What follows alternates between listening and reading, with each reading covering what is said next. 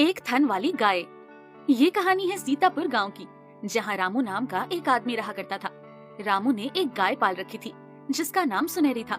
रामू सुनहरी को बहुत प्यार करता था और उसकी खूब सेवा किया करता था। रामू खेती बाड़ी का काम करके शाम को दूध निकालकर बांटने जाता था और फिर सुनहरी को ताजी ताजी घास चराने भी ले जाता था। एक दिन रामू की बीवी उससे बात कर रही होती है। अजी, जब से हमने सुनहरी को रखा है तब से हमारा काम बहुत ही अच्छा हो गया है। हाँ, तुम सही कह रही हो। जब से आई है ये इतना दूध देती है कि हमें बहुत पैसे मिलने लगे हैं। ज्यादातर गांव के लोग सिर्फ हमारे यहाँ से ही दूध ले रहे हैं। हाँ, भगवान ने हमारी गाय को आशीर्वाद देकर भेजा है कि वो बहुत सारा दूध देती है। हमारी सुनहरी जैसी गाय बहुत कम मिलती है। हाँ हाँ, भाग्यवान। इसीलिए तो मैं सुनहरी को खूब अच्छी से अच्छी घास खिलाने ले जाता था, ताकि वो हमेशा ऐसे ही स्वस्थ रहे और अच्छा दूध देती रहे। हाँ जी, आपने सही कहा। फिर एक दिन सारी गाय घूम रही थी, तभी छमछम गाय वहाँ आती है और सुनहरी से बोलती है, अरे सुनहरी, तू तो बहुत किस्मत वाली है। तुझे ऐसा मालिक मिला है जो तुझे सारी अच्छी अच्छी जगह से ताजी ताजी घास खिलाने ले जाता है और तेरी पूरी सेवा करता है। सबको ये नसीब नहीं मिलता। हाँ बहन, बात तो तुम सही कह रही हो। मेरा मालिक मेरा बहुत ख्याल रखते हैं। मैं भी तो बहुत सारा दूध देती हूँ, वो उनके काम आता है और जब वो खुश होते हैं तो मुझे बहुत अच्छा लगता है कि मैं अपने मालिक के काम आ रही हूँ। हाँ, सही कह रही है। वैसे सुनहरी, हमारा मालिक तो बहुत ही कठोर है। वो तो हमें सूखी घास खिलाता है और घर से बाहर घास चराने भी नहीं ले जाता। सिर्फ हम पूरे दिन घर में ही पड़े रहते हैं, घूमने का मौका भी नहीं मिलता। कोई बात नहीं, तुम भगवान से प्रार्थना करो, सब सही हो जाएगा। हाँ, तुम सही कह रही हो। चलो, अब हम अपने अपने घर चलते हैं, मालिक इंतजार कर रहे होंगे। सुनहरी सबसे अपनी तारीफ सुनकर और अपने मालिक की तारीफ सुनकर बहुत ही खुश हो जाती है और खुशी खुशी घर जाती है और मन ही मन भगवान से बोलती है, हाँ, तेरा बहुत शुक्रिया मुझे ऐसा मालिक देने के लिए जो मेरा इतना ध्यान रखते हैं। फिर एक दिन सुनहरी ना ही घास चरती और ना ही किसी से बात करती, सिर्फ चुपचाप बैठी रहती।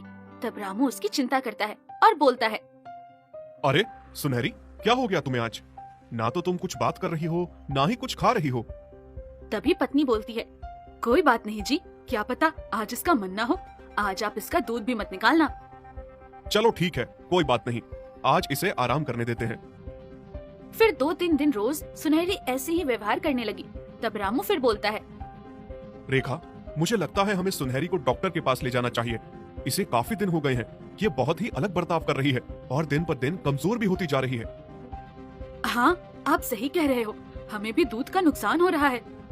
वो दोनों उसे अस्पताल लेकर जाते हैं। तब डॉक्टर बोलते हैं, रामू, सुनहरी के थनों में कैंसर हो गया है। इन्फेक्शन काफी ज्यादा बढ़ गया है, इसी कारण हमें इसका एक थन काटना पड़ेगा।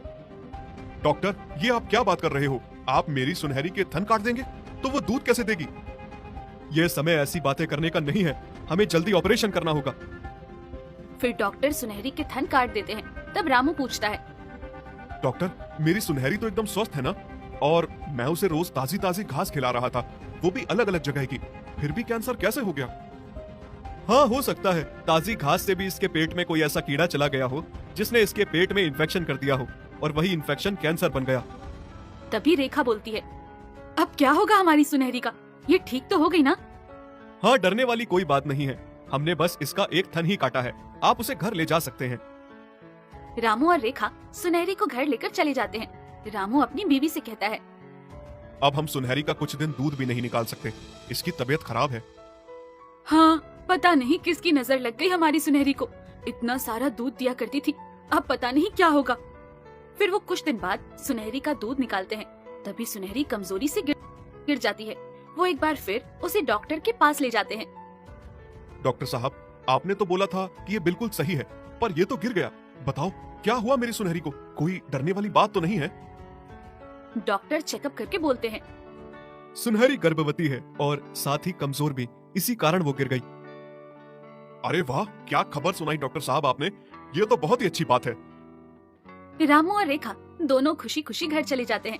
पर सुनहरी अब एक ही थन से इतना कम दूध दे रही थी कि उसका मालिक सोच में पड़ जाता है। सुनहरी अब कम दूध दे रही है और साथ ही इसके खाने का खर्च ज्यादा हो रहा है। अब मैं एक काम करता हूँ, इसे घर ही चारा दे दिया करूंगा, इससे ज्यादा नुकसान नहीं होगा। वैसे भी ग्राहक तो आधे ही हो गए हैं। मालिक ऐसा ही करते हैं। फिर कुछ महीनों बाद सुनहरी को एक बछड़ा हो जाता है, मगर सुनहरी का दूध उसका मालिक निकाल कर ले जाते हैं। इसी कारण उसका बच्चा भूखा ही रह जाता है। एक दिन बच्चा भूख से तड़प रहा था।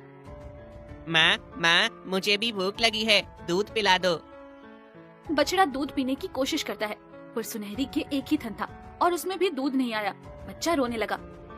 माँ, सबकी माँ के 4 थन हैं और आपका एक ही, और सब अपने बच्चों को दूध पिलाती हैं। आप मुझे भूखा रखती हो, मैं भूख से तड़पता रहता हूँ।